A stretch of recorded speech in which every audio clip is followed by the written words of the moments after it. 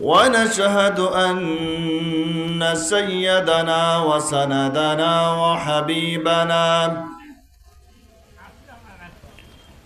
وحبيب ربنا وطبيبنا ومولانا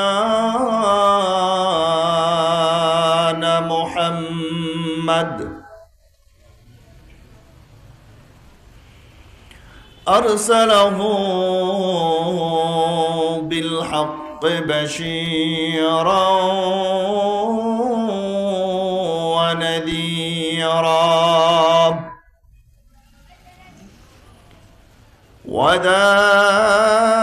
وداعيا إلى الله بإذنه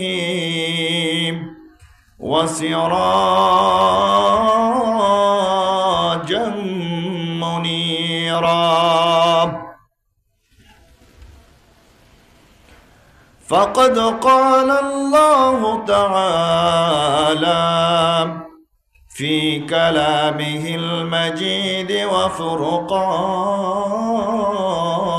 الحميد أعوذ بالله من الشيطان الرجيم بسم الله الرحمن الرحيم وقضى ربك ألا تعبدوا إلا إياه وبالوالدين إحسانا إما يبلغن عندك الكبر أحدهما أو كلاهما فلا تقل لهما أف ولا تنهرهما وقل لهما قولا كريما وقال الله تعالى في شان حبيبه مقبرا وعامرا يا أيها الذين آمنوا صلوا عليه وسلموا تسليما اللهم صل على سيدنا مولانا محمد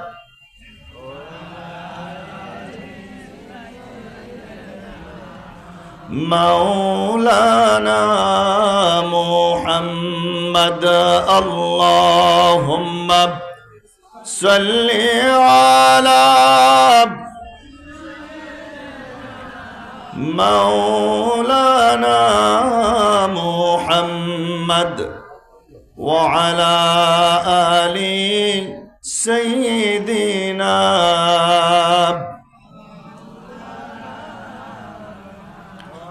সকলেই জবান ছেড়ে মোহব্বতের সাথে সালাম সোনার মদিনায় হাদিয়া পৌঁছিয়ে দেই। সকলে পড়ি আল্লাহুম্মা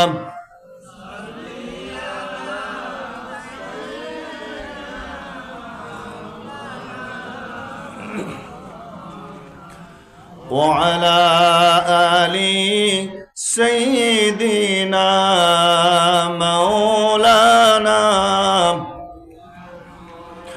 আরবের পরে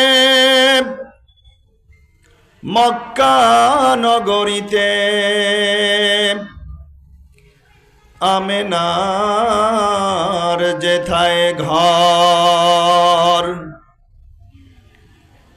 খোদার করুণা কাউসার হয়ে ঝরিতেছে বারংবার। আল্লাহুম্মা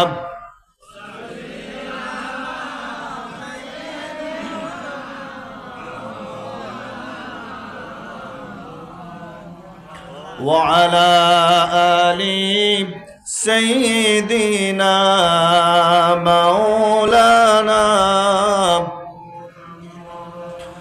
اللهم آمين. ربنا ظلمنا أنفسنا وإن لم تغفر لنا وترحمنا لنكونن من الخاسرين. আয় আল্লাহ তাআলা,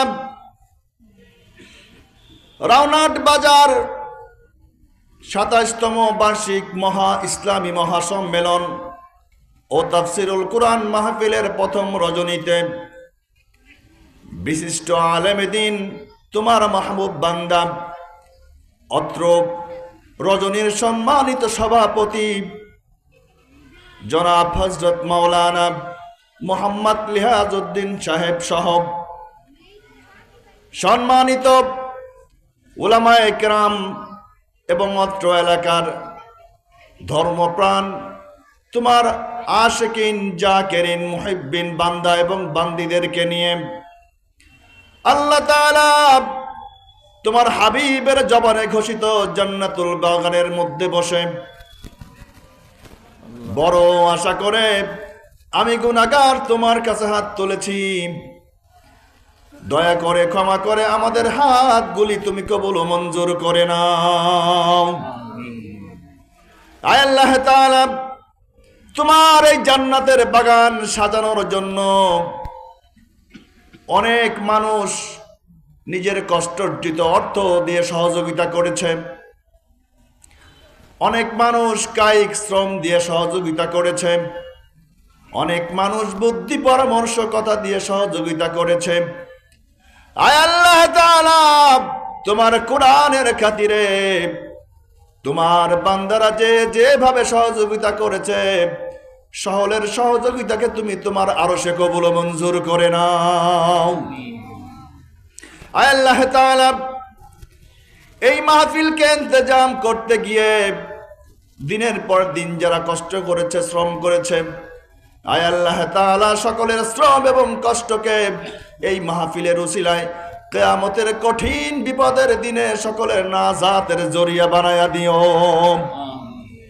আয় আল্লাহ তাআলা, আমরা এখানে যারা উপস্থিত হয়েছি কোরআন এবং হাদিস থেকে আলোচনা শোনার এবং শোনাবার, আয় আল্লাহ তাআলা প্রত্যেকটা কথা আমাকে আমল করার তৌফিক দিয়া দিও। আয় আল্লাহ তাআলা, এখানে যারা আজকে উপস্থিত হয়েছে এবং মাহফিলের শেষ রজনী পর্যন্ত উপস্থিত হবে, আয় আল্লাহ তাআলা প্রত্যেক বক্তা এবং শ্রোতা এবং সকলকে আয় আল্লাহ তাআলা তুমি জান্নাতের মেহমান হিসেবে কবুল ও মঞ্জুর করে নিও। ইয়া রাব্বি করম তু अगर करे ओ बाद जुमा को जो दिल पर असर करे। सुबहान रब्बिक रब्बिल इज्जति अम्मा यसिफून व सलामुन अलल मुरसलीन वल्हम्दुलिल्लाहि रब्बिल आलामीन। জনাব সভাপতি, অত্র এলাকার সর্বজন শ্রদ্ধেয় আলেমে দ্বীন জনাব হযরত মাওলানা মুহাম্মদ লিহাজউদ্দিন সাহেব দামাত বারাকাতুহুল আলিয়া, সদর জলসা হযরত মাওলানা নাসির ইকবাল বিন শাফি দামাত বারাকাতুহুল আলিয়া সহ দিগার উলামায়ে কেরাম,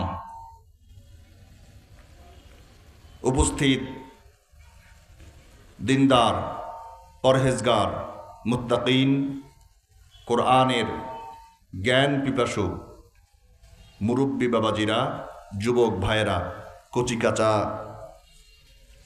ছোট বাবাজিরা, পর্দার আড়ালে শ্রবণরতা মা এবং বোনেরা, আমরা সকলেই আজকের এই ইসলামী মহাসম্মেলনে জান্নাতের বাগানের মধ্যে বসতে পেরে খুশি না বেজার?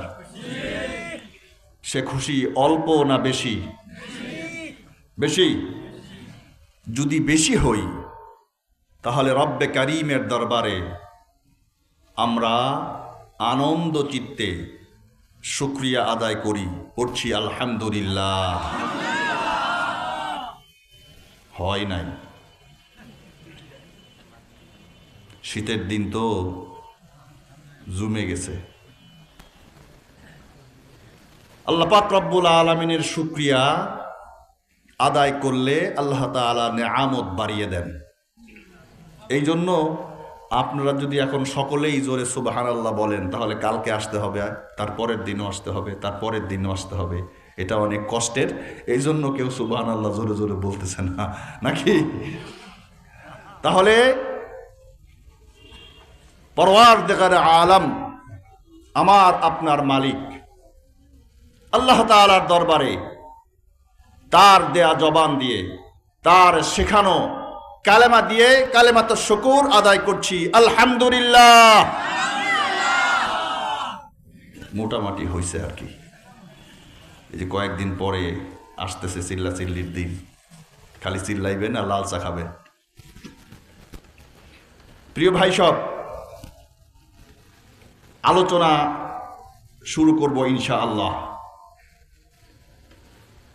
আলোচনার বিষয় দেয়া হয়েছে পিতামাতার প্রতি সন্তান এবং সন্তানের প্রতি পিতামাতার হক। এখন এই সাবজেক্টটা অনেক বড়, একটা আলোচনা করতে গেলেই সময় কোলাবে না। আলোচনা করতে থাকি, আমাদের প্রধান মেহমান স্টেজে আসার আগ পর্যন্ত আলোচনা করব, যতটুকু সময় হোক। আপনাদের ধৈর্যের বিচ্যুতি ঘটাবো না ইনশাআল্লাহ। তবে আলোচনার একটা পার্টের শ্রোতা আমার সামনে আছে, আর একটা পার্ট এর আলোচনার শ্রোতা এখনো সামনে আসে নাই। যারা এখনো যুবক তারা রাস্তাঘাট, দোকানপাট, বিভিন্ন খেলাধুলায় ব্যস্ত আছে। আমি সকলকে আহ্বান জানাচ্ছি তাড়াতাড়ি এই জান্নাতের বাগানের মধ্যে এসে আল্লাহ তাআলা আমাদের সবাইকে বসার তৌফিক দান করেন। প্রিয় ভাই সব, আমরা এই দুনিয়াতে একটা অস্থায়ী জগতের বাসিন্দা, তাই না?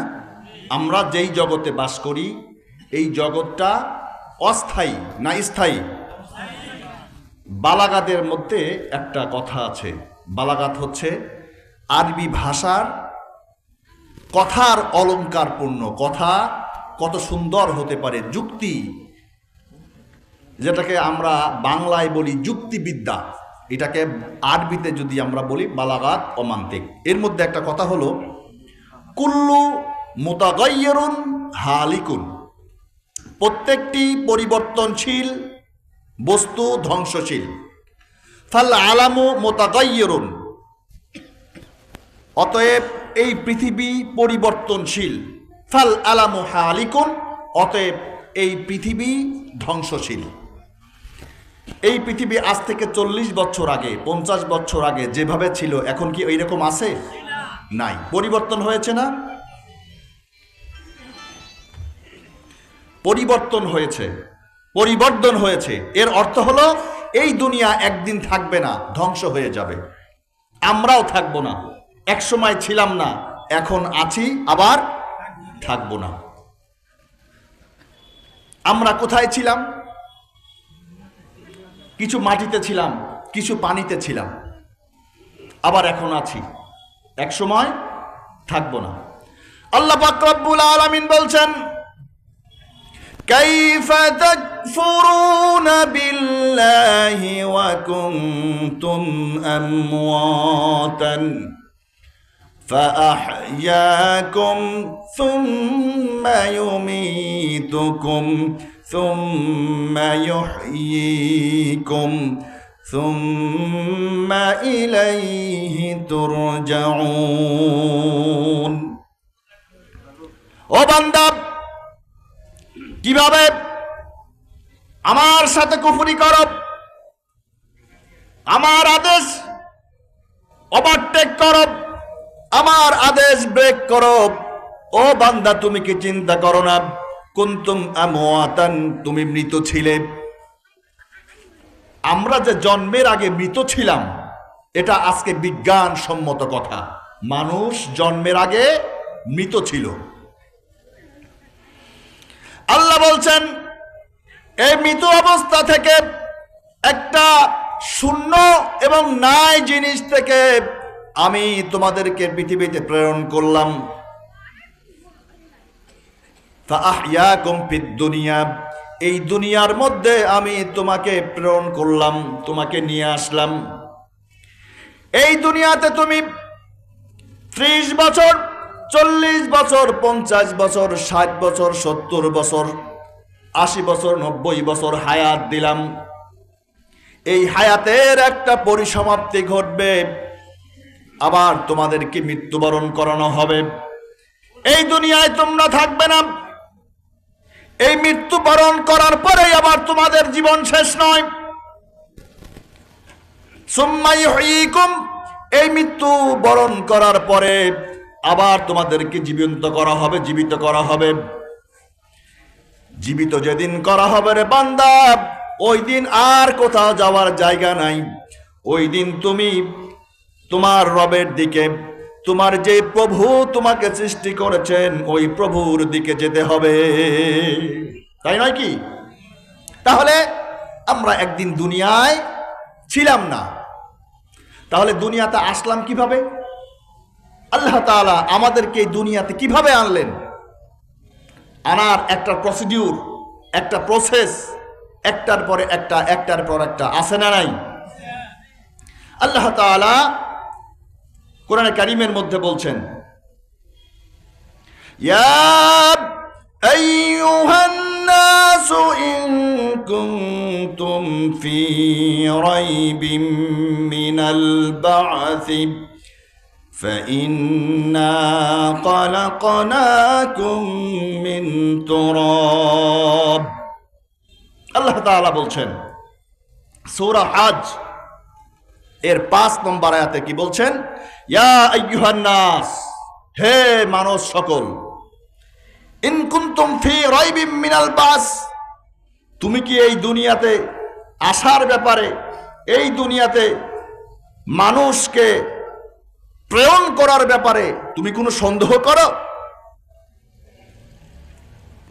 আল্লাহ বলছেন, ফাইন্না খালাকনাকুম মিন তুরাব, আমি মানুষকে তৈরি করেছি মাটি থেকে। কি থেকে? মাটি থেকে। তাহলে আমার যে শরীর, এই শরীরের মধ্যে কিসের উপাদান রয়েছে? মাটির উপাদান রয়েছে। আল্লাহ পাক রব্বুল আলামিন বলছেন, সুম্মা মিন নুতফাতিন মিন আলাকাতিন, এই মাটির উপাদান থেকে আমি তোমার বাবা এবং মায়ের মধ্যে নুতফা রূপে আকৃতি দিয়ে দিলাম। একটা শুক্রকীট বাবার মধ্যে শুক্রকীট হিসাবে তোমাকে আমি মাটি থেকে শুক্রকীট হিসাবে রূপদান করলাম। এটা হচ্ছে মানুষ তৈরির প্রথম স্টেজ। কি সেটা? মাটি এর নির্যাস থেকে সংরক্ষণ করে একটা শুক্রকীট বানালাম। আল্লাহ পাক রব্বুল আলামিন বলছেন, সুম্মা মিন আলাকাতিন, এই শুক্রকীটটাকে তোমার মায়ের পেটের মধ্যে আমি রক্তপিণ্ড তৈরি করে ফেলে দিলাম। একটা নির্দিষ্ট সময় পরে এই শুক্রকীটটা মায়ের পেটের মধ্যে কি তৈরি হয়? রক্তপিণ্ড, আলাক।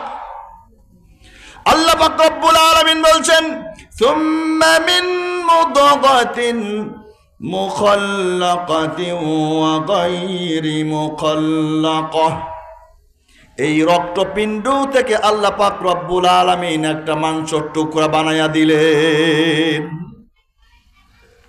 এইভাবে আল্লাহ পাক রব্বুল আলামিন আমাদেরকে মায়ের পেটের মধ্যে মাংসের টুকরায় পরিণত করলেন। আমরা আস্তে আস্তে আস্তে আস্তে মায়ের পেটের মধ্যে আল্লাহ পাক রব্বুল আলামিন আমাদেরকে জীবন দান করলেন। এরপরে আল্লাহ পাক রব্বুল আলামিন আরো বলছেন কিভাবে আমরা আসলাম, এর ব্যাখ্যা, এর ডিসক্রিপশন আল্লাহ তাআলা কোরআনে কারিমের মধ্যে আরো অসংখ্য জায়গায় দিয়েছেন। সূরা মুমিনুন এর 12 নম্বর আয়াতের মধ্যে আল্লাহ তাআলা বলছেন, ওয়ালাকাদ খালাকনাল ইনসানা মিন সুলালাতিন মিন তিন। আমি মানুষ সৃষ্টি করেছি মাটির নির্যাস থেকে। এই দুনিয়াতে যত মানুষ তোমরা দেখো, সব মানুষকে আমি আল্লাহ তাআলা মাটির নির্যাস থেকে তৈরি করেছি। মাটি থেকে আল্লাহ পাক রব্বুল আলামিন বলেন, আমি মাটি থেকে তোমাদেরকে আবার কনভার্ট করলাম শুক্রকীটে। তুম্মা জাআলনাহু নুতফাতান ফি করারিম মাকিন। ও বান্দা, আমি তোমাকে মায়ের পেটের মধ্যে একটা সুরক্ষিত প্যাকেটের মধ্যে এই মাটির নির্যাস থেকে তোমাদেরকে একটা শুক্র কীটকে সংরক্ষণ করলাম। কিসের মধ্যে? মায়ের পেটের মধ্যে। আমি কিন্তু আস্তে আস্তে আমার আলোচনার দিকে যাচ্ছি। এখন যদি আপনি না শোনেন তাহলে মা বা এবং মার প্রতি আমাদের যে কর্তব্য আছে এটা অন্তর দিয়ে অনুধাবন হবে না। এখনকার কথাগুলো, এখনকার প্রসেসগুলো যদি আমরা বাস্তবে মনোযোগ সহকারে শুনি তাহলেই আমাদের পরের আলোচনাগুলো মজা লাগবে। আল্লাহ পাক রব্বুল আলামিন বলছেন, মায়ের পেটের মধ্যে একটা প্যাকেট আমি তৈরি করেছি, এমন প্যাকেট যেই প্যাকেটের মধ্যে দুনিয়ার কোনো জান নাই। এমন একটা প্যাকেট আমি তৈরি করেছি যেই প্যাকেটের মধ্যে কোনো মানুষের সহযোগিতা করার ক্ষমতা নাই। আছে নাকি? আল্লাহ পাক রব্বুল আলামিন আরো এরপরে বলছেন, এই ফি করারিম মাকিন, সুরক্ষিত একটা প্যাকেটের মধ্যে আমি যখন একটা শুক্রকীট দিয়ে দিলাম, ঢুকায় দিলাম, এখানেই শেষ না। আল্লাহ বলছেন, তুম্মা খালাকনা নুতফাতা আলাকাতান, আমি এই নুতফাকে একটা রক্তপিণ্ডে পরিণত করে দিলাম। ফাখালাকনাল আলাকাতা মুদগাতান, আর এই রক্তপিণ্ডকে আমি কিছুদিন পরে মাংসপিণ্ড বানায়া দিলাম। কোথায়? ফি করারিম মাকিন, মায়ের পেটের মধ্যে একটা সুরক্ষিত প্যাকেট। আমরা যেটা আমাদের ভাষায় বলি জরায়ু, কি বলি? আল্লাহ বলছেন করারিম মাকিন।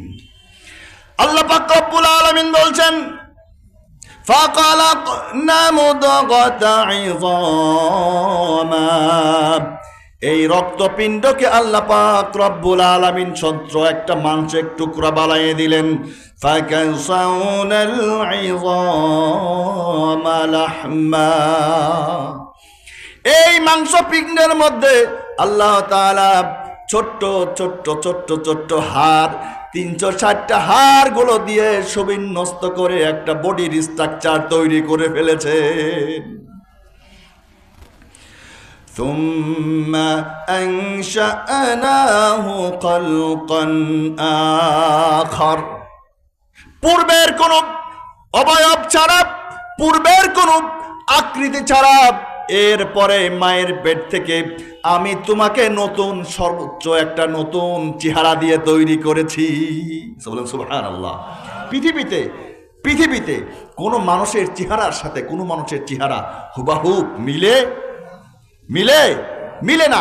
আল্লাহ তাআলা প্রত্যেক, দেখেন ইটের ভাটায় যখন ইট বানায়, লক্ষ লক্ষ ইট বানায়, সব ইট একই রকম, সব ইটের একই মার্কা, কিন্তু একই মায়ের গর্ভ থেকে 10টা সন্তানও যদি আল্লাহ দান করেন, 10টা সন্তানের চেহারা কি একই রকম হয়? কালার একই রকম হয়? হয় না। এক একজন, আল্লাহ বলেন এক একজনের চেহারা, এক একজনের ডাইস এক একজনের আকৃতি আমি একজনের থেকে আলাদা করে সবসময় নতুনত্ব বজায় রাখি। বলেন সুবহানাল্লাহ। আল্লাহ বলছেন সুম্মা আনশানাহু খালকান আখার, তোমাকে আমি এমন ভাবে তৈরি করেছি যেরকম আমি আরেকটা তৈরি করি নাই। এরপরে আল্লাহ রব্বুল আলামিন বলছেন ফাতাবারাকাল্লাহু আহসানু খালিকিন।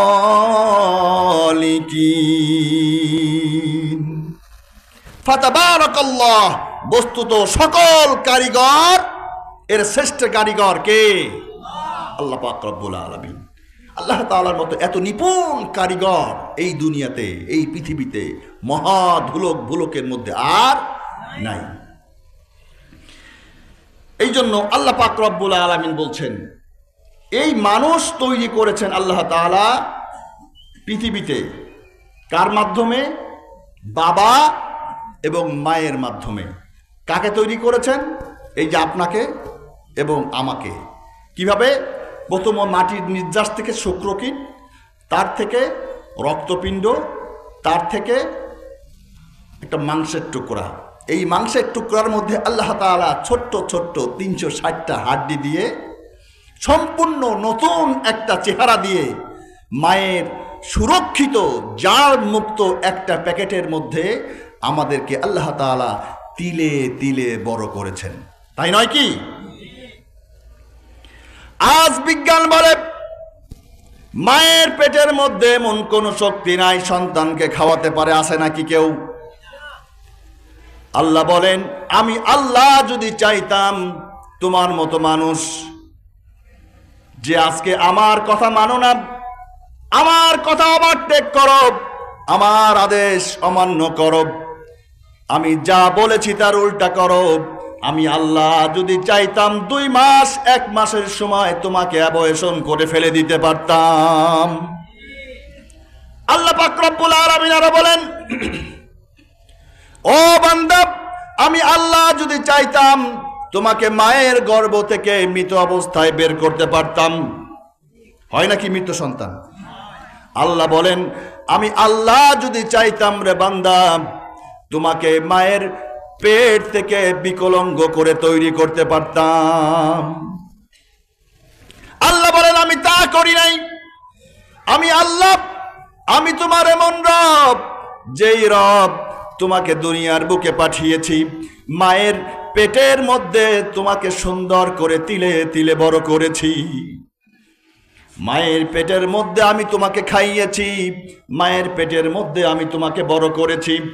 রে গোলাম, এই মায়ের পেটের মধ্যে আমি তোমাকে খাবার জন্য, বাঁচার জন্য মুখ ব্যবহার করি নাই। মায়ের নারীর সাথে তোমার নাভির যে তার রয়েছে সেইটা ব্যবহার করেছি, কারণ তুমি এই জবান দিয়ে, এই মুখ দিয়ে জমিনের মধ্যে এসে, পৃথিবীর মধ্যে এসে আমি আল্লাহ পাক রব্বুল আলামিনের পবিত্রতা ঘোষণা করবে। তোমার এই মুখটা যেন অপবিত্র না হয়ে যায়। এই জন্য আল্লাহ পাক রব্বুল আলামিন মায়ের পেটের মধ্যে আমাদেরকে নাভির মাধ্যমে খাইয়ে তিলে তিলে বড় করেছেন। এখন বলেন যে আল্লাহ তাআলা এই দুনিয়াতে মানুষকে প্রেরণ করার জন্য মা এবং বাবার মাধ্যম গ্রহণ করলেন, সেই মা এবং বাবার উপরে আল্লাহ তাআলা কোনো হক আমাদেরকে দিয়েছেন কি? সবাই বুঝে থাকলে বলুন, মা এবং বাবার কোনো হক আমাদের উপরে আল্লাহ কি দিয়েছেন? কি কি হক দিয়েছেন আমরা সবাই মোটামুটি জানি, কিন্তু বর্তমান যুগে, বর্তমান সময়ে মানুষ পাশ্চাত্যকে অনুসরণ করে ইলেকট্রিক মিডিয়াগুলো ব্যবহার করে করে আমাদের পরিবার কাঠামোটাকে নষ্ট করে দেয়া হচ্ছে। আগের সন্তানরা, আগের ছোট ছোট ছেলেরা, মেয়েরা মুরব্বীদেরকে যেভাবে সম্মান করত, ইজ্জত করত, মা এবং বাবাকে যে রেসপেক্ট করত, এখন কি সেটা আছে? অনেক অংশেই কমে গেছে, অনেক অংশেই কমে গেছে। এর কারণ আছে। এর কিছু কারণ হলো আমরা যারা মা এবং বাবা, তারা সঠিক সময়ে আমাদের হক আমরা সঠিকভাবে আদায় করি নাই।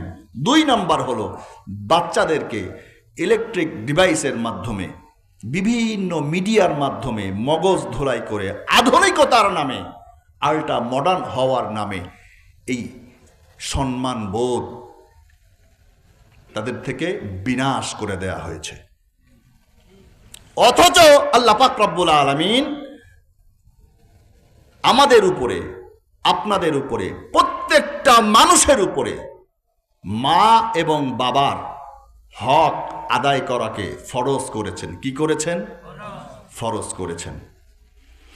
আল্লাহ পাক রব্বুল আলামিন বলছেন সূরা বনী ইসরাইল আয়াত নাম্বার 23, ওয়াকাদা রাব্বুকা আল্লা তা'বুদু ইল্লা ইয়্যাহু ওয়া বিল ওয়ালিদাইনি ইহসানা। আল্লাহ বলছেন আমি আল্লাহ আমার ইবাদত করার পরে তোমাদের উপরে ফরজ করেছি তোমার পিতা এবং মাতার কথা মতো চলার জন্য। বলেন সুবহানাল্লাহ। আল্লাহ কি বলছেন? আমি আল্লাহর কথা মানার পরে তোমাদের উপরে যেটা আমি সবচেয়ে প্রথম ফরজ করেছি, বাধ্যতামূলক করেছি, সেটা হলো তোমরা তোমাদের পিতা এবং মাতার কথা মতো চলবে। তাদের আনুগত্য করাকে তোমাদের জন্য বাধ্যতামূলক করে দেওয়া হয়েছে। আল্লাহর কথা পালন করা, আল্লাহর অর্ডার পালন করা যেমন বাধ্যতামূলক, ঠিক তেমনি ভাবে মা এবং বাবার কথা মান্য করা, আনুগত্য করা তেমন ভাবে বাধ্যতামূলক। এখন যারা আল্লাহর হুকুম মানে না, যারা নিজেকে মুসলমান হিসেবে দাবি করে না, তারা নামাজ না পড়তে পারে, রোজা না করতে পারে, হজ যাকাত না দিতে পারে, সুদ ঘুষের মধ্যে থাকতে পারে, কিন্তু যারা আল্লাহকে ভয় করে, যারা আল্লাহর সামনে নিজেদের এই জীবনের হিসাব দিতে হবে এটা বিশ্বাস করে, তারা অবশ্যই আল্লাহর কথা পালন করে। করে কি করে না? ঠিক যারা আল্লাহর সামনে দাঁড়িয়ে নিজের জীবনের হিসাব দিতে হবে এটা বিশ্বাস করে, তারা মা এবং বাবাকে ইজ্জত করবে, সম্মান করবে, তাদের কথা মতো চলবে। আল্লাহ পাক রব্বুল আলামিন বলছেন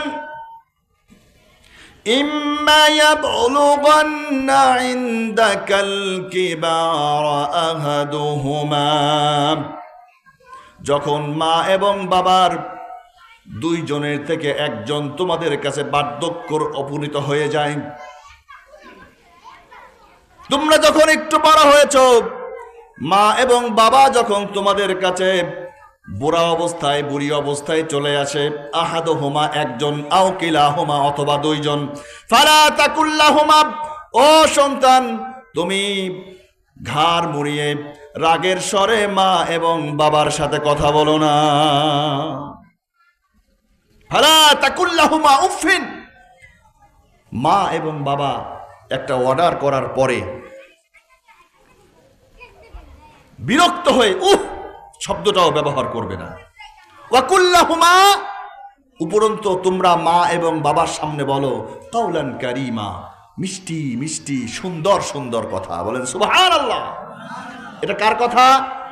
আল্লাহর কথা। আল্লাহ বলছেন মা এবং বাবার সামনে দাঁড়িয়ে চোখ বড় বড় করে ঘাড় মুড়িয়ে মা বাবার সামনে বিরক্ত প্রকাশ করা যাবে না। উপরন্ত তাদের সামনে দাঁড়িয়ে নরম স্বরে বিনয়ের সাথে কথা বলো।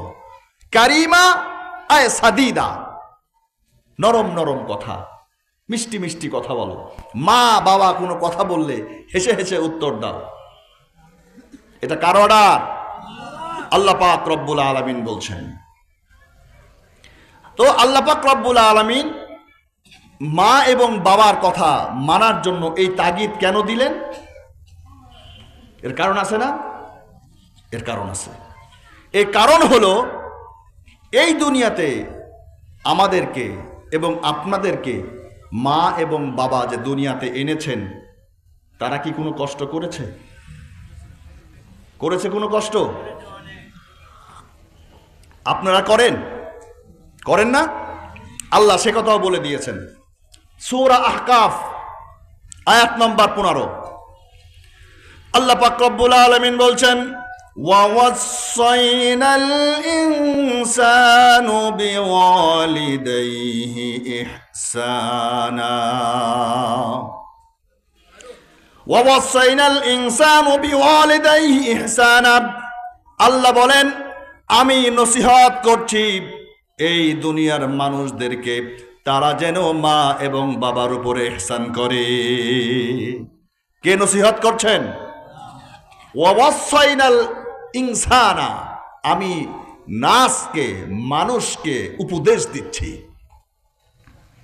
বিওয়ালিদাইনি ইহসানা, মা এবং বাবার উপরে কি করে? ইহসান করে, দয়া করে, মমতা, ভালোবাসা প্রদর্শন করে। কারণ কি? হামালাতহু উম্মুহু কুরহা ওয়াদাআতুহু কুরহা। আল্লাহ পাক রব্বুল আলামিন বলছেন, কারণ হলো এই মা তোমাকে গর্ভধারণ করেছে কষ্ট করে, এবং ভূমিষ্ঠ করার সময় কষ্ট সহ্য করেছে। করে নাই? মায়ের কথা আল্লাহ পাক রব্বুল আলামিন বলছেন, ও হতভাগা সন্তান, মায়ের সাথে, মায়ের সামনে দাঁড়িয়ে ঘাড় মুড়িয়ে কথা বলো না। কারণ এই মা যখন তোমাকে পেটের মধ্যে ধারণ করেছে, মা তখন অনেক কষ্ট করেছে। চিকিৎসা বিজ্ঞান বলছে, মায়ের পেটের মধ্যে সন্তানের বয়স যখন 7 মাস হয়ে যায়, তখন মায়ের জরায়ুর মধ্যে, মায়ের পেটের মধ্যে সন্তানটাও তখন 10 ইঞ্চি লম্বা হয়ে যায়। সন্তানটা যেই প্যাকেটের মধ্যে থাকে, সেই প্যাকেটটাও 10 ইঞ্চি লম্বা। মায়ের পেটের মধ্যে সন্তান থাকার জন্য 10 ইঞ্চি লম্বা জায়গা রয়েছে।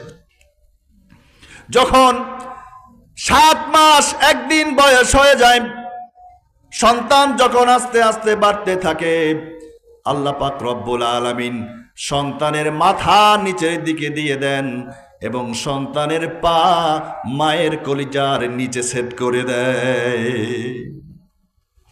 সন্তান মায়ের পেটের মধ্যে যখন 11 ইঞ্চি লম্বা হয়, সন্তানের পায়ের আঘাতে, পায়ের ধাক্কায় মায়ের কলিজাটা তখন 1 ইঞ্চি উপরে উঠে যায়। সন্তান যখন মায়ের পেটের মধ্যে 15 ইঞ্চি লম্বা হয়ে যায়, মায়ের কলিজাটা সন্তানের পায়ের ধাক্কায় 5 ইঞ্চি উপরে উঠে যায়। দেখবেন আপনারা, অধিকাংশ মা যখন 7 মাস, 8 মাস, 9 মাস শুরু হয়ে যায়, তখন তাদের শ্বাস নিতে কষ্ট হয়। হয় কি হয় না? ঠিক মতো মা শুইতে পারে না, খাইতে গেলে কষ্ট হয়, বসতে গেলে কষ্ট হয়। ডাক্তাররা বলছে, যেই সন্তান মায়ের পেটের মধ্যে সবচেয়ে কম নড়াচড়া করে, ওই সন্তানটাও মায়ের কলিজার মধ্যে কমপক্ষে 42,500 বার, অর্থাৎ 4200 বার মায়ের কলিজায় লাথি মারে। আমি মেরেছি 4200 বার, আপনি মেরেছেন মায়ের কলিজার মধ্যে লাথি 4200 বার। আপনি মেরেছেন মায়ের কলিজার মধ্যে 4200 বার লাথি মেরে, এরপরে আমি এবং আপনি মানুষ হিসাবে আল্লাহ পাক রব্বুল আলামিনের দুনিয়ায় এসেছি। চিকিৎসা বিজ্ঞান বলছেন, প্রত্যেকটা সন্তান তার মায়ের কলিজার মধ্যে 3টা বড় বড় লাথি মারে। কয়টা? 3টা বড় বড় লাথি মারে মায়ের কলিজার মধ্যে। প্রথম লাথিটা মারে মায়ের পেটের মধ্যে যখন ব্যথা ওঠে, প্রথম ব্যথা। মায়ের কলিজার মধ্যে যখন লাথিটা মারে, বিজ্ঞানরা বলছে মায়ের কলিজার উপর দিয়ে পাতলা এক ধরনের একটা আবরণ রয়েছে, যেটা পুরুষ মানুষের নাই। মায়ের কলিজার মধ্যে যখন সন্তান শেষ লাথিটা মারে দুনিয়াতে আসার সময়, সঙ্গে সঙ্গে মায়ের কলিজার সেই পাতলা আবরণটা ছিঁড়ে যায়। মা বেহুশ হয়ে যায়, পানি পানি বলে চিৎকার করে। দুনিয়ার এমন কোনো পানি নাই, সাগর মহাসাগরের পানি যদি একত্র করেও ওই সময় মাকে পান করানো হয়, তারপরেও মায়ের পানি পিপাসা মিটবে না। একটা লাথি মেরে মায়ের কলিজার মধ্যে, মায়ের কলিজাকে ছিদ্র করে, আবরণটাকে ছিদ্র করে যখন দুনিয়ার বুকে সন্তান আসে, মা রক্তাক্ত হয়ে যায়। একটা মা যখন দুনিয়ার বুকে একজন সন্তান ভূমিষ্ঠ করে, মা কমপক্ষে 4.5 লিটার রক্ত ক্ষরণ হয়। এই জন্য মা সন্তানের রক্ত দেখতে পারে না, সন্তানের রক্ত মা দেখতেই পারে না। এই জন্য কোন সন্তানের কবরের মধ্যে মা নামতে পারে না। এমন কোন মা নাই সন্তানের কবরের মধ্যে নেমে ওই মা জীবিত অবস্থায় ফেরত আসতে পারে। আল্লাহ তাআলা এই জন্য মেয়েদেরকে কবরে গোরস্থানে যেতে নিষেধ করেছেন। প্রিয় হাজিরিন, বিজ্ঞান বলছে দুনিয়ার বুকে সন্তান যখন আসে, সন্তান আসার পরে যখন সন্তান একটা চিৎকার দিয়ে কেঁদে ওঠে, ওই কান্নার আওয়াজ মায়ের কানের ভিতর দিয়ে গিয়ে কলিজায় স্পর্শ করে, সঙ্গে সঙ্গে মায়ের কলিজার পাতলা অংশটা জোড়া লেগে যায়। ও হতভাগা সন্তান, এই মা তোমাকে দুনিয়ায় আসার জন্য কত কষ্ট করেছে। আল্লাহ পাক রব্বুল আলামিন বললেন, কষ্টের পর কষ্ট ধারণ করে মা দুনিয়াতে সন্তান পাঠিয়েছে। আমার ভাইয়েরা, মায়ের পেটের মধ্যে যখন সন্তান থাকে, এমনিতেই বাড়ির মহিলা মানুষ, পুরুষরা সবাই খাওয়া দাওয়া করার পরে এরপরে নিজেরা খেতে বসে, তাই নয় কি? মা একজন গর্ভবতী মা, একজন মানুষ তার পেটের মধ্যে আর একজন জীবিত মানুষ নিয়ে চলাফেরা করে। সবাইকে রাত্রে খাওয়া দাওয়া করানোর পরে দেখবেন মা যখন খেতে বসেছে, কলিজার টুকরা সন্তান পেটের মধ্যে একটা মোচড় দিয়ে উঠেছে। মায়ের পেটের মধ্যে ব্যথা করে উঠেছে। ক্ষুধার্ত মা সারাদিন কাজের ঝামেলায় কিছু খেতে পারে নাই। খাবার শেষে, সবার শেষে প্লেটটা নিয়ে খেতে বসেছে। সন্তান যখন মায়ের পেটের মধ্যে মোচড় দিয়ে উঠেছে, তখন মা প্লেটটা সরিয়ে দিয়ে চোখের পানি ছেড়ে চোখ মুছতে মুছতে সরে দাঁড়ায়, উঠে চলে আসে, আর খাইতে পারে না। এইরকম মানুষ, এইরকম সন্তান আমাদের মধ্যে, আপনাদের মধ্যে আছে না নাই? আমরা কি মায়ের পেটের মধ্যে এইরকম মাকে নির্যাতন করি নাই? মায়ের কলিজার মধ্যে লাথি মারি নাই? মায়ের কলিজার মধ্যে লাথি মেরে এরপরে আমরা দুনিয়াতে এসেছি। বিজ্ঞান বলছে, বিশ্বাস করেন আমার ভাইয়েরা, বিজ্ঞান বলছে যে 4,500 লাথি প্রত্যেকটা সন্তান তার মায়ের কলিজার মধ্যে লেগেছে। এর একটা লাথি সহ্য করার মতো কোনো পুরুষ মানুষ আল্লাহ তাআলা দুনিয়াতে সৃষ্টি করেন নাই। মা যখন দুনিয়াতে এই পৃথিবীতে সন্তান আনেন, যেই পরিমাণ কষ্ট মারা সহ্য করে, একসাথে 8টা হাড় ভেঙে গেলে একটা পুরুষ মানুষ যেই পরিমাণ কষ্ট অনুভব করে এট এ টাইম, একজন সন্তানকে দুনিয়ায় আনতে যাওয়ার সময় মা 6টা 8টা হাড় ভাঙার সমান কষ্ট অনুভব করে। আল্লাহ পাক রব্বুল আলামিন বলছেন, ও বান্দা, এত কষ্ট যেই মা তোমার জন্য করলো, এই মায়ের সাথে আবার গাদ্দারি করো না। আল্লাহ পাক রব্বুল আলামিন বলছেন, এই মাকে তোমরা অবহেলা করো না। বাবা আমাদের জন্য মনে হয় কম করে, তাই না? আল্লাহ তাআলা শুধু মায়ের কথা বলেছেন, বাবা মনে হয় আমাদের জন্য কম করে। প্রত্যেকটি সন্তান যদি অনুভব করত, প্রিয় ভাই সব, দিন শেষে যখন সূর্য ডুবে যায় তখন দিন অন্ধকার হয়ে যায়, পৃথিবীটা অন্ধকার হয়ে যায়। প্রত্যেকটা সন্তানের জীবন থেকে যদি বাবা হারিয়ে যায় তাহলে ওই সন্তানের জীবনটাও অন্ধকার হয়ে যায়। আমরা অনুভব করি না। আমরা সন্তান, আমরা যখন ছোট ছিলাম তখন মনে হয়েছে বাবারা মনে হয় খালি শাসনই করে, অথচ প্রত্যেকটা সন্তানের প্রতি ভালোবাসা বাবার হৃদয়ে যে কত গভীর।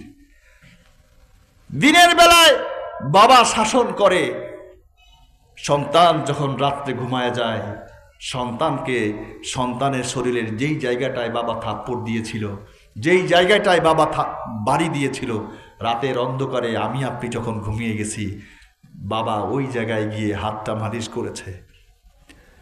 বাবার চোখ পানিতে ভরে গেছে, কিন্তু বাবা তো শাসন করতেই হবে। বাবারা তাদের আবেগ, তাদের চোখের পানি দেখাতে পারে না। বাবারা আমি আপনি যখন ঘুমিয়েছি ঠিকই আমাদের কপালে, আমাদের গালে চুমু খেয়েছে, আর চিন্তা করেছে এই সন্তান কবে বড় হবে, কবে যে একটু বুদ্ধি হবে। আল্লাহ তাআলার কাছে দোয়া করেছে। প্রিয় ভাই সব, বাবা এবং মায়ের অবদান এই বান্দা, এ গোলাম যদি পরিশোধ করতে চায় সেটা কি সম্ভব? সম্ভব না। আল্লাহ পাক রব্বুল আলামিন মা এবং বাবার হক আদায় করার মতো আমাদের কোনো পথ,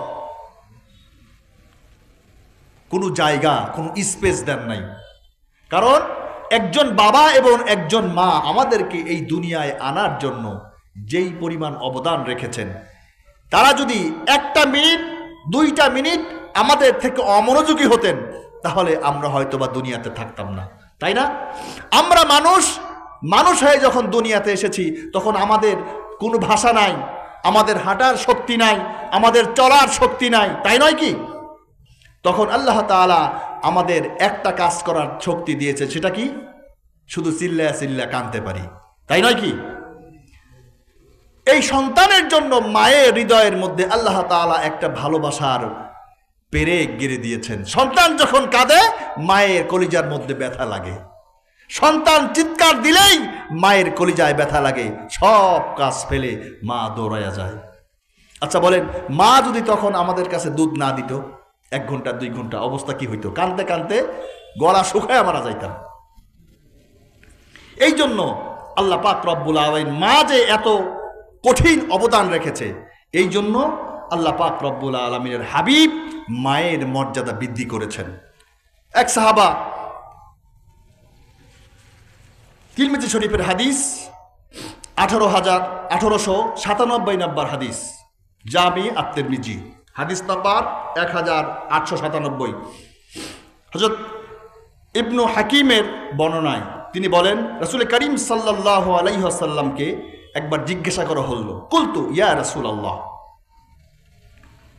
মান আবাররা ক্বালা, হে রাসূল আমার কাছ থেকে উত্তম আচরণ পাবার হকদার কে? মান আবাররা, আমার কাছ থেকে উত্তম আচরণ পাবার হকদার কে? ক্বালা উম্মুকা, রাসূল করিম সাল্লাল্লাহু আলাইহি ওয়াসাল্লাম বললেন তোমার মা।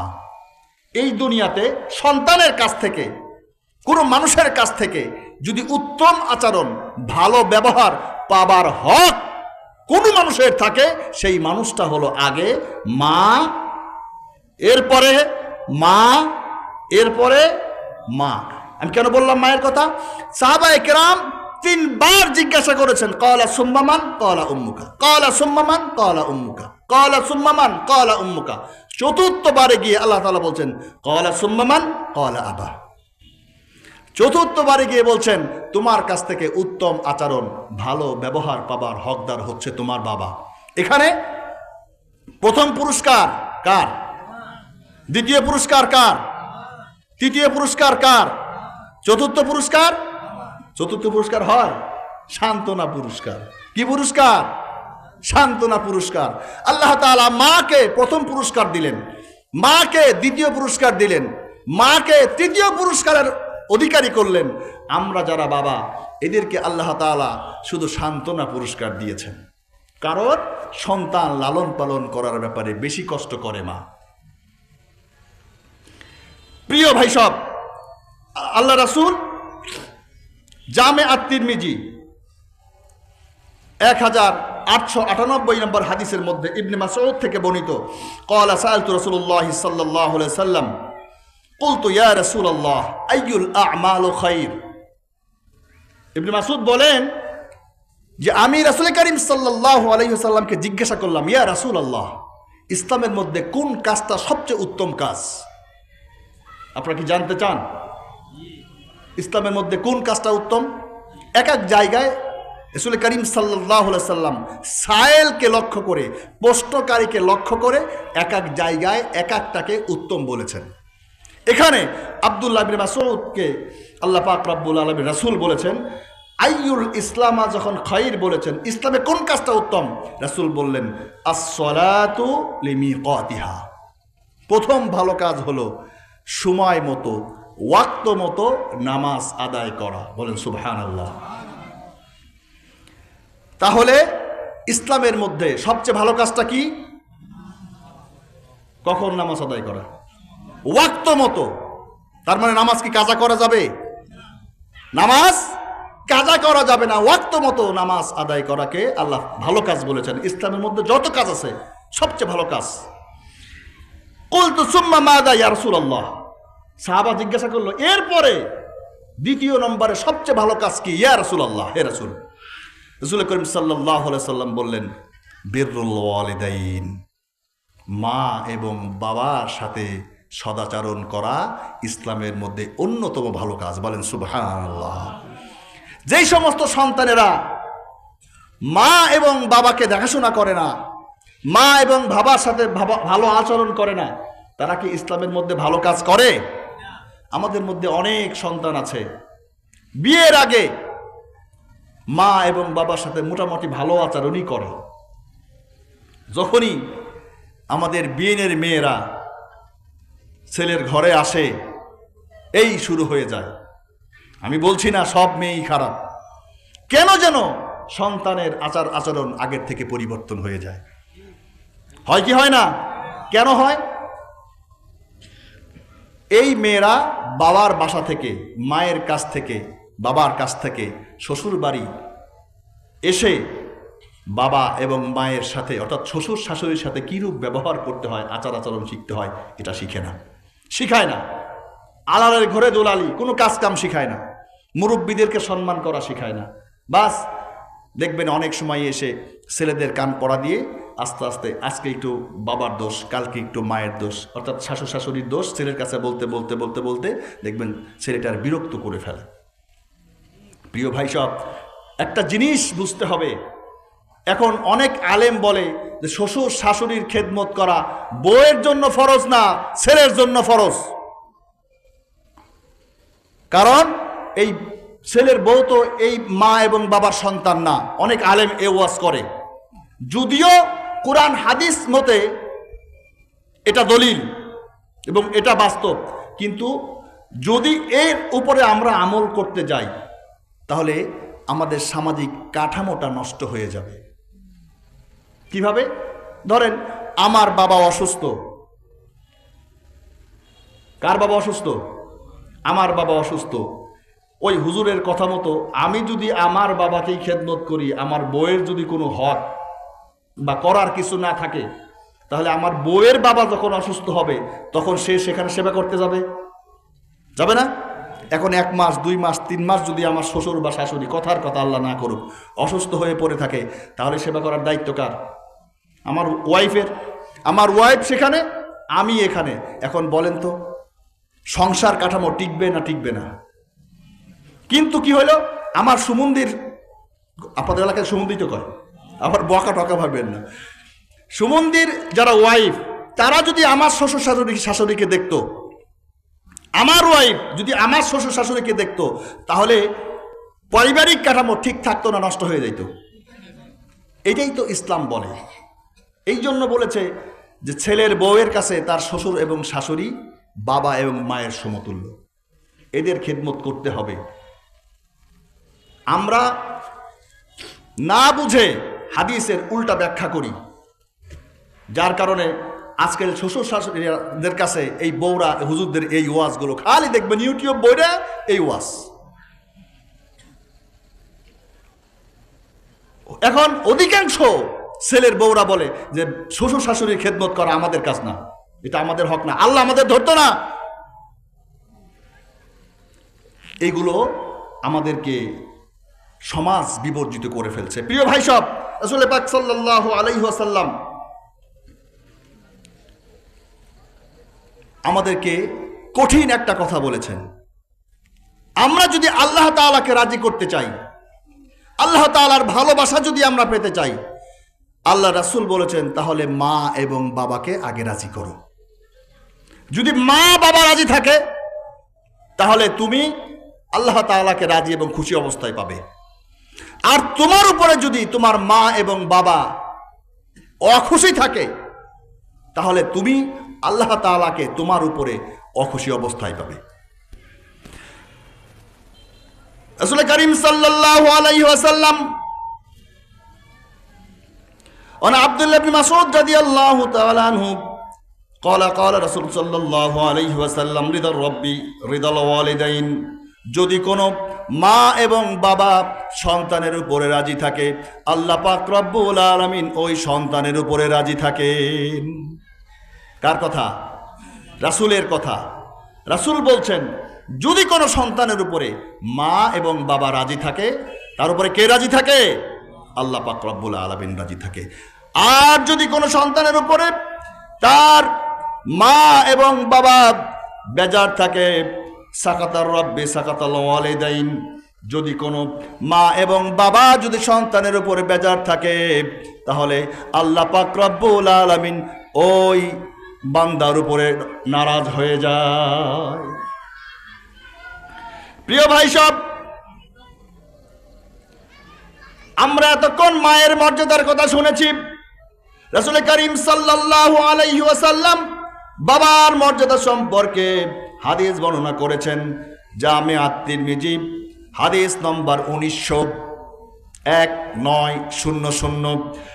রাসূল করিম সাল্লাল্লাহু আলাইহি ওয়াসাল্লাম বলেছেন আন আবি দারদা রাদিয়াল্লাহু তাআলা আনহু আন্না রাজুল আতাহু ফাকালা ইন্নী লিআমরাতিন ওয়া ইন্না উম্মি তা'মুরুনি বিতালাকিহা قال أبو درداء سمعت رسول الله صلى الله عليه وسلم يقول الوالد أوسط أبواب الجنة فإن شئت فاضع ذلك الباب। আবু দারদা থেকে বর্ণিত, তিনি বলেন রাসূল করিম সাল্লাল্লাহু আলাইহি ওয়াসাল্লামের কাছে একজন লোক এলো, এসে বলল ইয়া রাসূলুল্লাহ, ইয়া হাবিবাল্লাহ, আমার মা আমার বাবা আমার মা আমাকে নির্দেশ দিয়েছে আমি যেন আমার স্ত্রীকে তালাক দিয়ে দেই। কে বলেছে? মা বলেছে সন্তানকে যে তোমার এই বউকে তুমি তালাক দিয়ে দাও। এখন আমি কি করব? কাকে প্রশ্ন করেছে? কাকে প্রশ্ন করেছে? রাসূলকে প্রশ্ন করেছে। সাহাবায়ে, ইয়া রাসূলুল্লাহ, আমার মা বলেছে আমার বউকে তালাক দিয়ে দেই, এখন আমি কি করব বলেন। রাসূল পাক সাল্লাল্লাহু আলাইহি ওয়াসাল্লাম বললেন, আমি বলতে শুনেছি জান্নাতের সর্বোত্তম দরজা হচ্ছে তোমার বাবা। রাসূল বললেন, রে আবু দারদা, জান্নাতে ঢোকার সর্বোত্তম দরজা হলো তোমার বাবা। তুমি যদি ইচ্ছে করো সেই দরজা ভেঙে ফেলতে পারো, অর্থাৎ তোমার সেই দরজা দরকার নাই, তুমি জান্নাতে ঢুকতে চাও না, এইটা যদি হয় তোমার বাবাকে তুমি নারাজ করো। আর তুমি যদি চাও জান্নাতে ঢোকার দরজা ঠিক থাকুক তাহলে তোমার বাবার কথা মতো কাজ করো। প্রিয় ভাই সব, মা এবং বাবাকে আল্লাহ পাক রব্বুল আলামিন এত উচ্চ মর্যাদা দান করেছেন, যেই মর্যাদা রাসূল পাক সাল্লাল্লাহু আলাইহি ওয়াসাল্লাম কখনো ভাঙেন নাই। মা এবং বাবাকে কিভাবে রেসপেক্ট করতে হয় এইটা রাসূল পাক সাল্লাল্লাহু আলাইহি ওয়াসাল্লাম শিখিয়েছেন। হযরত আবু হুরায়রা রাদিয়াল্লাহু তাআলা আনহু একদিন রাসূলের দরবার থেকে, রাসূলের মুখ থেকে কথা শুনতে শুনতে দেরি হয়েছে, বাড়ি ফিরতে দেরি হয়েছে। বাড়ি গিয়ে আবু হুরায়রা যখন দরজা খুলে ঘরের মধ্যে প্রবেশ করেছে, ঘরের মধ্যে আবু হুরায়রার মা, বৃদ্ধ মা, তখনও তিনি মুশরিকা, ঈমান গ্রহণ করেন নাই। জিজ্ঞাসা করলেন, আবু হুরায়রা কোত্থেকে এলে, এত দেরি হলো কেন? আবু হুরায়রা বলল, মা, দুনিয়ার মধ্যে যার কদম চুমতে পারলে মানুষ ধন্য হয়ে যায়, যার চেহারার দিকে তাকিয়ে থাকলে সগীরা গুনাহ মাফ হয়ে যায়, আল্লাহ পাক রব্বুল আলামিন যাকে এই দুনিয়ার বুকে রহমত করে পাঠিয়েছেন, সেই রহমাতাল লিল আলামিনের দরবার থেকে ফিরতে আমার একটু দেরি হয়েছে। আবু হুরায়রা একদিন রাতের বেলায় রাসূলের কাছে এই কথা বলতেছেন। আবু হুরায়রা বলে, ইয়া রাসূলুল্লাহ, আমার মা মুশরিকা, উনি যখন আপনার নাম শুনেছে আর আমি আপনার দরবার থেকে ফিরতে দেরি করেছি এই কথা শুনেছে, আমার বৃদ্ধ মা আমাকে মেরে ঘর থেকে বের করে দিয়েছে। রাসূল পাক সাল্লাল্লাহু আলাইহি ওয়াসাল্লাম বলেন, আবু হুরায়রা রে, আমার কাছে আসার কারণে, আমার কথা শোনার কারণে, আমার দরবার থেকে বাড়ি যেতে দেরি হবার কারণে তোমার মা তোমাকে মেরেছে। ও আবু হুরায়রা, তুমি কি আমার কাছে বিচার দিতে এসেছো? আবু হুরায়রা বলেন, ইয়া রাসূলুল্লাহ, আমার মা বাড়ি থেকে বের করে দিয়েছে, এই জন্য আমি আপনার কাছে এসেছি। রাসূল মাকবুল সাল্লাল্লাহু আলাইহি ওয়াসাল্লাম বলেন, রে আবু হুরায়রা, তোমার মা আমার কাছে আসার জন্য তোমাকে মেরেছে, এখানে আমি নবী রাহমাতাল লিল আলামিনের করার কিচ্ছু নাই। তোমার মা তোমাকে মেরেছে, এখানে আমি নবীর করার কিচ্ছু নাই। যেখানে নবী নিজে সারে শরিয়ত প্রণেতা, নবী মুখ দিয়ে যা বলেন এটাই শরিয়ত, নবী যা বলেন এটাই ইসলামের বিধান, সেই নবী বলতেছেন, আবু হুরায়রা, তোমার মা তোমাকে মেরেছে, এখানে আমার ইন্টারফেয়ার করার কিচ্ছু নাই। আবু হুরায়রা বলেন, ইয়া রাসূলুল্লাহ, আমার মায়ের জন্য আপনাকে বিচার করতে হবে না, আমি আপনার কাছে এসেছি, আমার মায়ের জন্য আপনি একটু দোয়া করেন, আল্লাহ পাক রব্বুল আলামিন যেন আমার মায়ের দিলের হালত পরিবর্তন করে দ্বীনের মধ্যে দাখিল করে দেয়।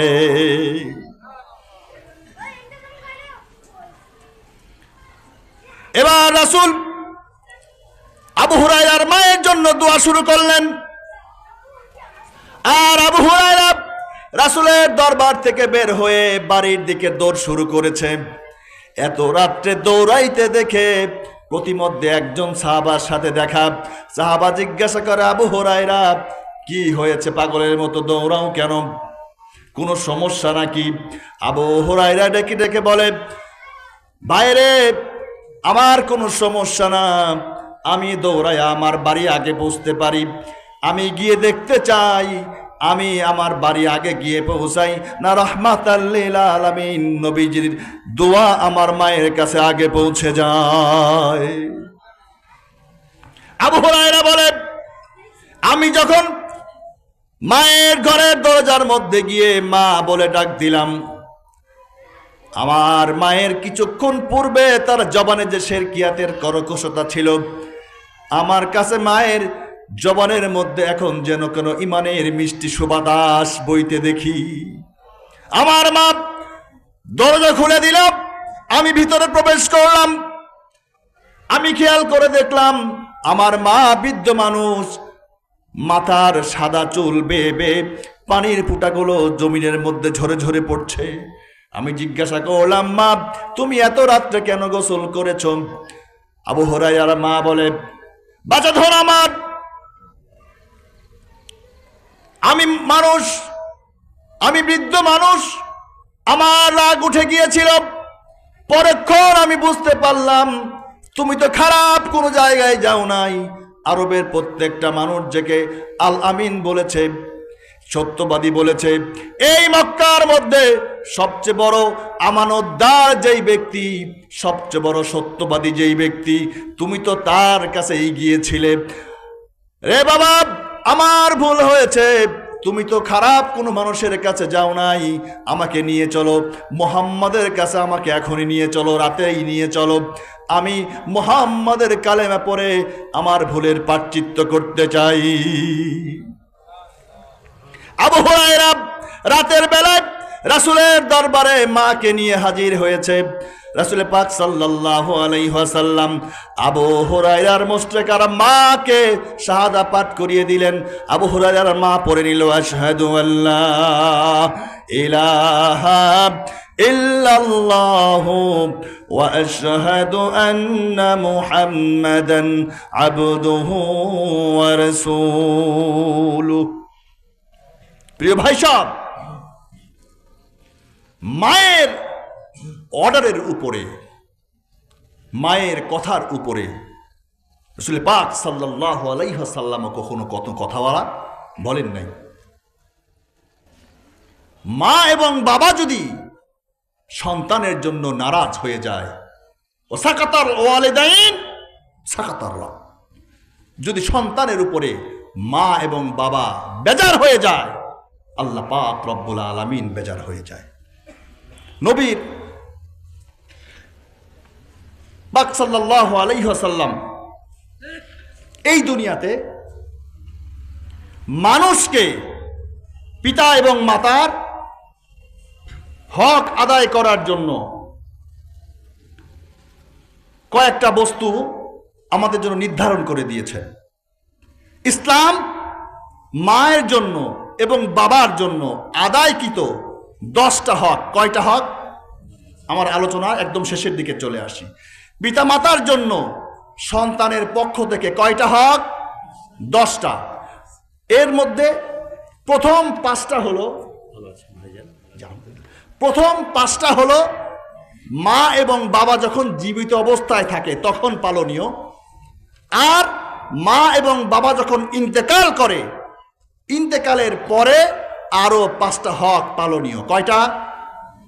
1 নম্বর, জীবিত অবস্থায় যে 5টা হক রয়েছে, এই 1 নম্বর হলো পিতা মাতার প্রতি শ্রদ্ধাশীল মনোভাব প্রকাশ করা। 2 নম্বর, মনে প্রাণে মা এবং বাবাকে ভালোবাসা। 3 নম্বর, সর্বদা তাদেরকে মেনে চলা। 4 নম্বর, তাদের খেদমত করা এবং তাদের প্রয়োজন পূর্ণ করা, তাদের সময় সুখে শান্তিতে রাখার চেষ্টা করা। যখন মা এবং বাবা জীবিত থাকে, মা এবং বাবা যখন মারা যায়, তখন তাদের উপরে পালন করার জন্য আরো 7টা হক আছে। 1 নম্বর, তাদের জন্য দোয়ায়ে মাগফিরাত করা। কার জন্য? মা এবং বাবার জন্য। আল্লাহ দোয়া শিখিয়ে দিয়েছেন, রব্বিরহামহুমা কামা রব্বায়ানি সগীরা। হায় আল্লাহ,